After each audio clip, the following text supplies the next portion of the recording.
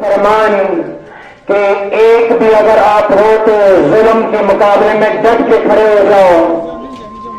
اور آج پوری دنیا دیکھ رہی ہے کہ مسلمانوں پر جگہ جگہ مظالم ہو رہے ہیں۔ آج ہم سے فلسطین کے مظلومین پکار کے کہہ رہے ہیں کہ آیت یہ ہے جو ہماری نصرت پہ آ جائے۔ وہ حل من ناصر ینصرنا کی سزا جو مولا حسین نے کربلا میں لگائی تھی،